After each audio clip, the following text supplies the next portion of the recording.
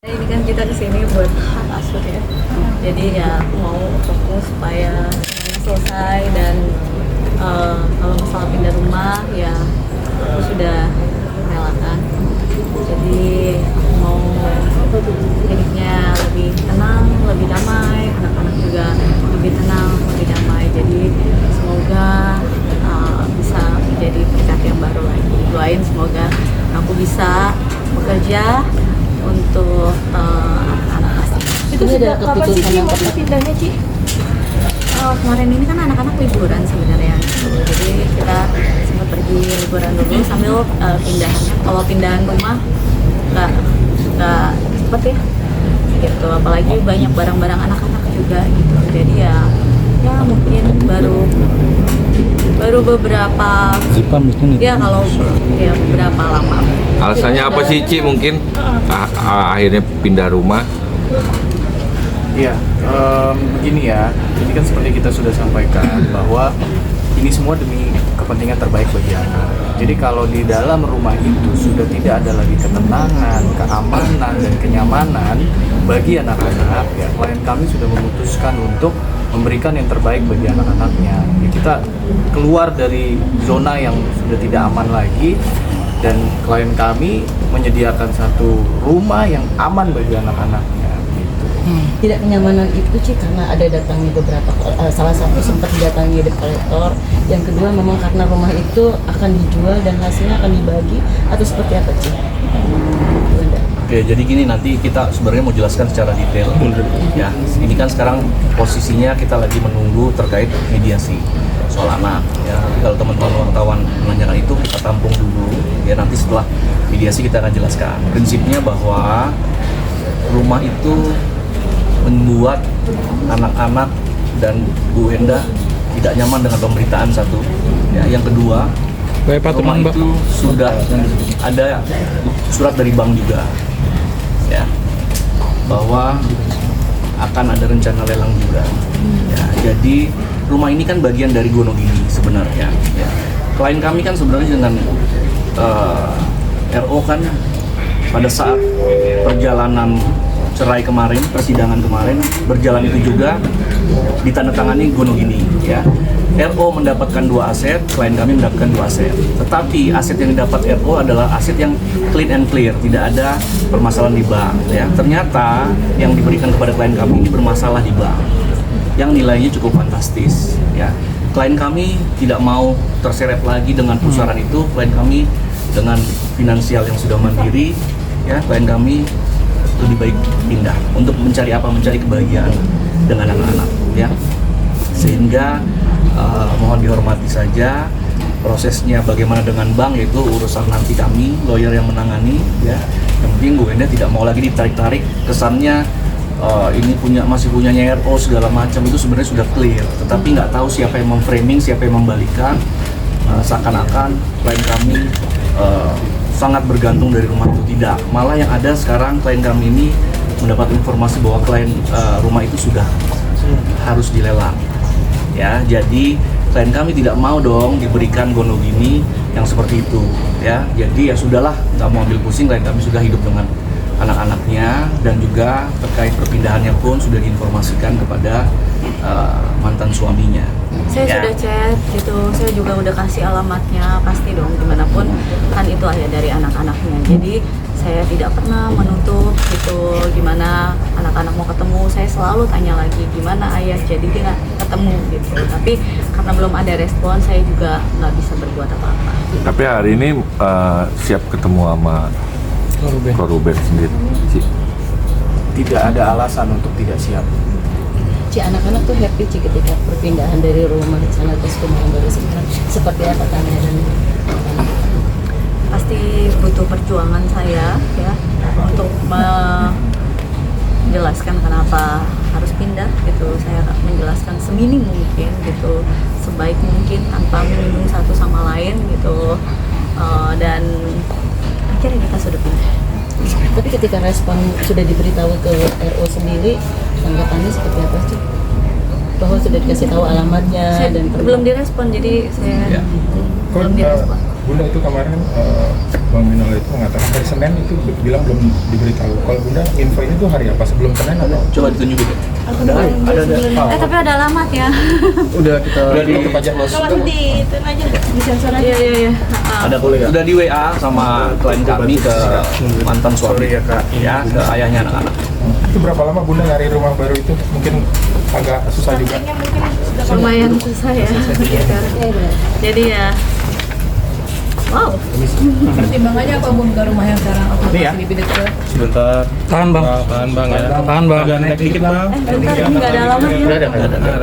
Aman bun. Oh iya. Ya aman. Kaget saya. Iya iya. Diangkat dikit. Iya. Tahan Bang. Tahan bang. Jangan gerak-gerak abang. Tahan Bang. Maaf ya bang ya. Bang, kalau ada keputusan lelang berarti ada proses penyitaan dulu Bang terhadap rumah yang di Landak Bang. Aman Bang. Oke. Udah aman, Bang? Udah. Jadi ini kawan-kawan, klien kami dari awal ini kita bicara Gonogini ya, kita nggak bicara soal mediasi sekarang berarti ya, kita bicara Gonogini. Gonogini ini sebenarnya sudah sepakat di notaris, sudah ditandatangani oleh RO dan klien kami Sarwenda ya. Klien kami awalnya hanya minta satu rumah ya, yang di BDN kan ada 4 rumah ya. Klien kami hanya minta satu rumah, tetapi ternyata hasil kesepakatan dua-dua lah biar adil. Ini clear, nggak ada masalah ya. Tapi setelah ditandatangani, setelah berjalan, tiba-tiba ini kita tidak menyudutkan siapapun ya, ini fakta ya.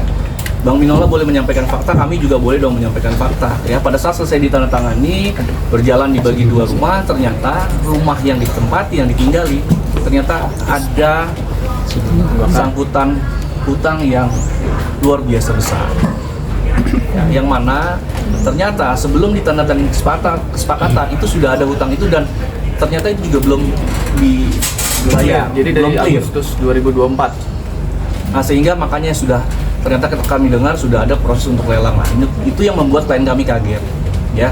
Artinya harusnya itu disampaikan di awal semua ya, bahwa seperti itu ya, tapi nyata-nyatanya tidak dibayarkan ya. Klien kami tidak mau berisiko dong ya, ada anak-anak di dalam.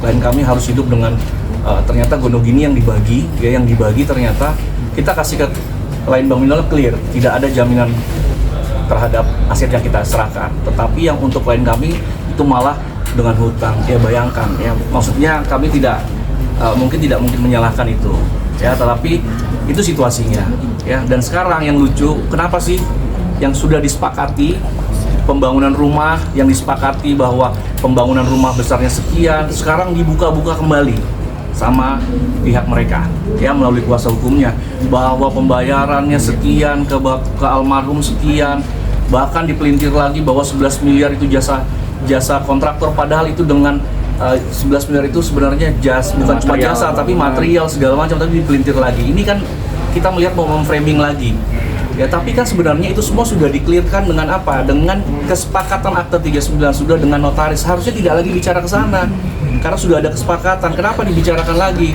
Saya yakin niatnya untuk menjatuhkan ya, tapi klien kami berkali-kali meminta untuk tidak lagi mempersoalkan ya. Sudahlah, biar saja ya, mau satu-satu. Bang, ketika di notaris itu udah ada ya. Nah, lalu terkait dengan proses yang sudah mau dilelang ini, sebenarnya klien kami dengan itikat baik ya, saya menghubungi Bang Minola untuk oke deh, dari hutang yang sudah ada kita bagi 2. Awalnya mau, tapi ternyata belakangan tidak mau, minta klien saya yang bayar semuanya. Begitu klien saya membayar semuanya, menyanggupi membayar semuanya, tahu-taunya mereka bilang ya sudah, bayar semuanya plus uang yang dulu pernah dibayarkan juga dikembalikan ke pihak klien Bang Minola. Saya pikir hal-hal itu kan nggak pantas lah gitu ya kan. Ini kan sudah dibagi dengan jelas, 2 untuk pihak mereka, 2 untuk kita, tapi ternyata ditinggalkan dengan hutang. Hutang ini pun sudah mau dibayar dengan klien kami, tapi mengelak lagi, mengeles lagi. Jadi kami berpikir maunya sebenarnya apa gitu ya. Nah, proses ini yang sebenarnya saya berharap tidak lagi dipelintir ya. Klien kami sudah sangat bijak lah untuk pindah saat ini dengan situasi seperti itu. Belum ditambah lagi ada beberapa hari lalu kedatangan apa? Ya, debt collector Ya, Saya nggak sebutkan debt collector itu mencari siapa, tetapi kok semakin tidak aman ya. Yang pasti bukan dari klien kami debt collector itu datang, ya karena mencari orangnya tidak ada di situ. Yang ada di datanya debt collector tidak ada di situ, tapi kami tidak menyampaikan siapa. Ya. Artinya rumah itu sudah sangat tidak nyaman, ya dari pihak-pihak tertentu yang terus aja ada, sedangkan klien kami berpikirnya pada saat pembagiannya itu sudah clear, 2 untuk RO, 2 untuk klien kami itu sudah clear. Ternyata ada seperti ini ya. Jadi klien kami lebih memilih untuk pengen hidup tenang saja, ya pengen hidup tidak lagi dikait-kaitkan bahwa klien kami numpang segala macam. Ya itu menurut saya karena ada provokasi dan karena ada framing tidak benar sehingga netizen juga terbawa. Ya sudah, nasi sudah jadi bubur. Klien kami juga menilai netizen ini sebagai kontrol sosial. Ya netizen juga buat klien kami itu sangat dihormati oleh klien kami. Tapi sekali lagi itu faktanya. Ya kenapa pindah? Bang, artinya ketika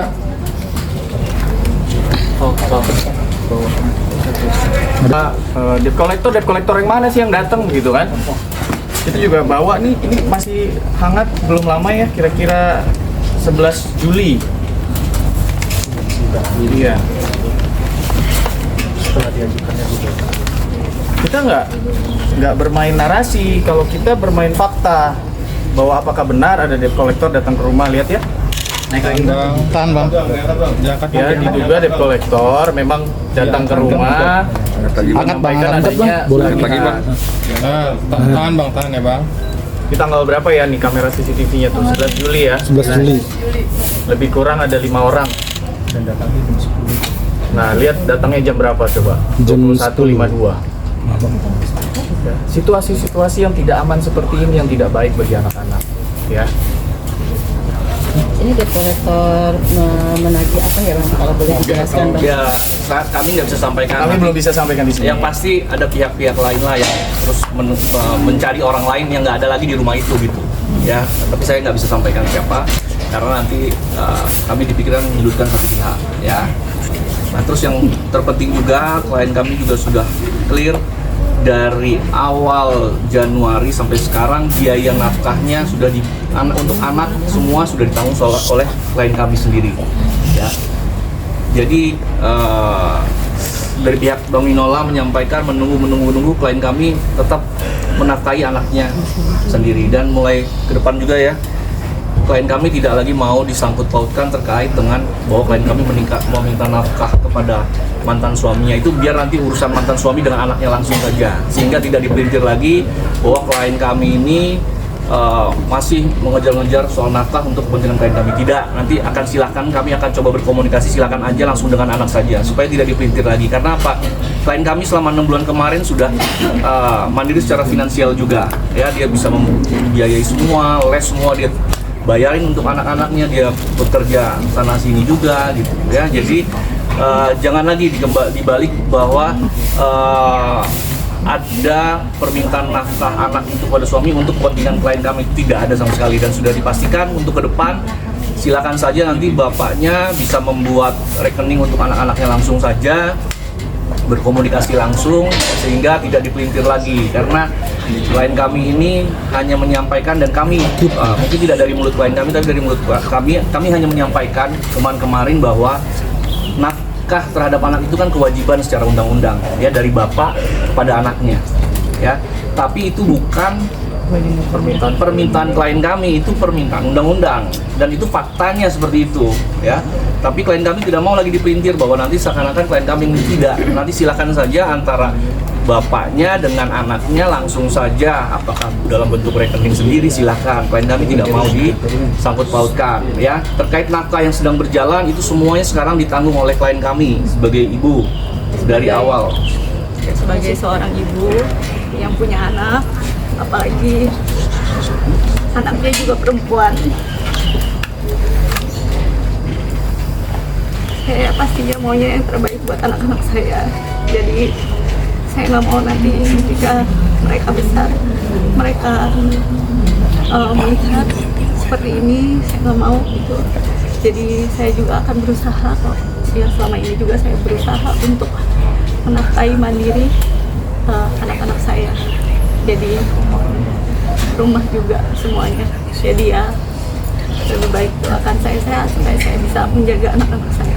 Bun, tadi ketrigger pas Bang Fis bilang bahwa ada Yeye jadi terungkit-ungkit ya Bun, belum lama juga Yeye kan baru setahun ya, mungkin itu jadi tadi Nah, bikin Bunda akhirnya nggak bisa nahan air mata nih Bun.